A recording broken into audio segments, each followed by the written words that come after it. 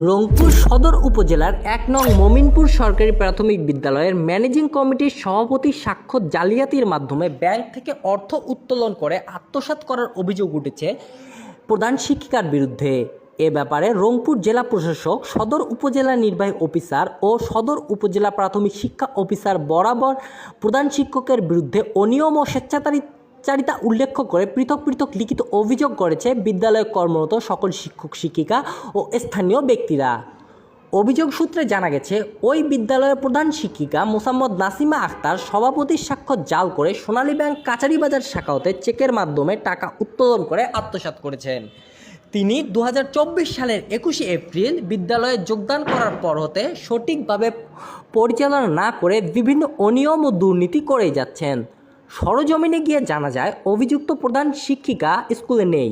তিনি একদিনের ছুটিতে আসেন। অভিযোগের বিষয়ে বিদ্যালয়ের অন্যান্য শিক্ষকদের সঙ্গে কথা বলতে চাইলে প্রথমে তারা ক্যামেরার সামনে আসতে রাজি না হন। পরবর্তীতে তুলে ধরেন প্রধান শিক্ষিকা মোসাম্মদ নাসিমা আক্তারের বিরুদ্ধে একাধিক অভিযোগ।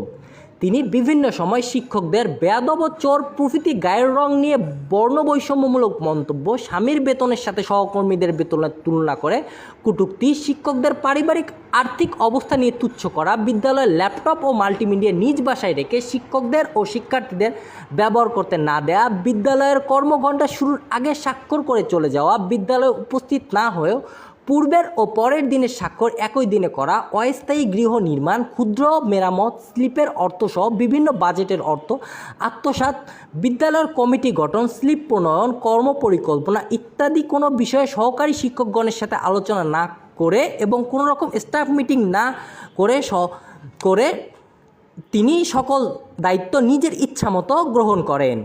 অনেকে অভিযোগ পাওয়া গেছে সেই শিক্ষিকার বিরুদ্ধে। এ নিয়ে এলাকায় আলোচনা সমালোচনার শেষ নেই।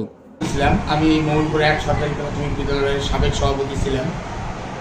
আমি আজকে আমাকে চেয়ারম্যান সাহেব ডেকে যা বললেন যে ২০২৩-২৪ অর্থ বছরে উক্ত প্রতিষ্ঠান থেকে প্রায় ৫ লক্ষ টাকা উত্তোলন হয়েছে।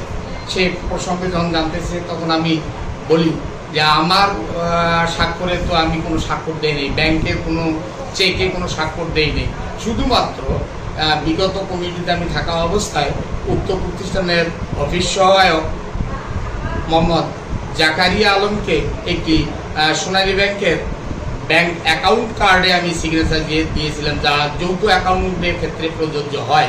কিন্তু আদৌ সেই যৌথ অ্যাকাউন্ট কার্ড ব্যাংকে গেছে না যায়নি এ বিষয়ে আমি বোধগম্য নই। কারণ ব্যাংক কর্তৃপক্ষ